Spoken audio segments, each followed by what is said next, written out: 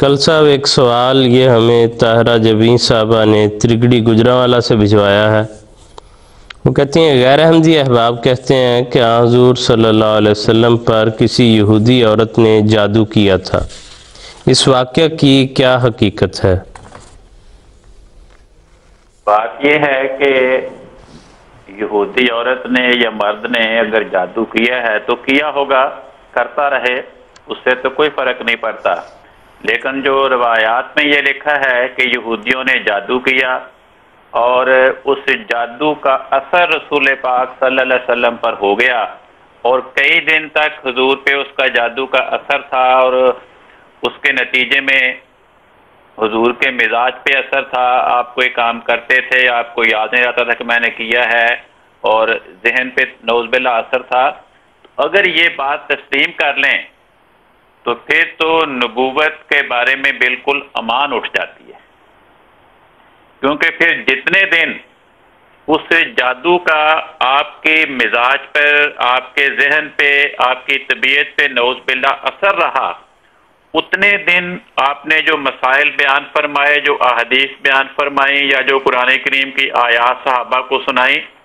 ان کی تو پھر کوئی گارنٹی نہیں کہ ان میں سے کون سی بات ٹھیک اور کون سی غلط ہے۔ تو یہ خیال پیش کرنا کہ یہودیوں نے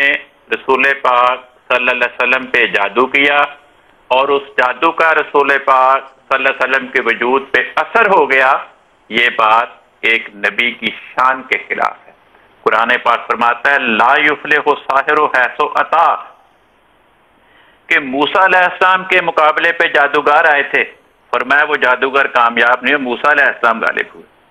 تو اگر رسول پاک صلی اللہ علیہ وسلم کے مقابلے پہ جادو غالب آ گیا، جادوگر غالب آ گئے، انہوں نے آپ پہ اثر کر دیا اور کئی دن تک رہا ان کے جادو کا اثر،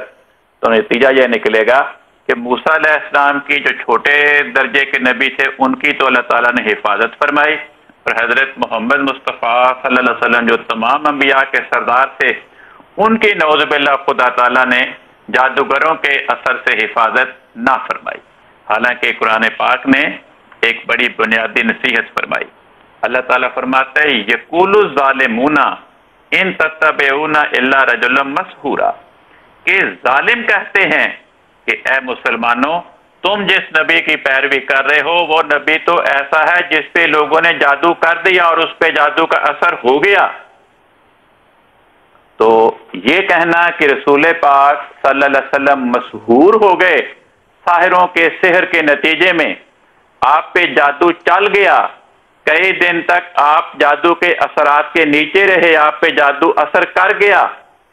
قرآن پاک فرماتا ہے کہ ایسی بات کہنے والے وہ ظالم ہیں۔ لہذا ہم اس قسم کی روایات کو حضرت رسول پاک صلی اللہ علیہ وسلم کی شان کے خلاف ہونے کے سبب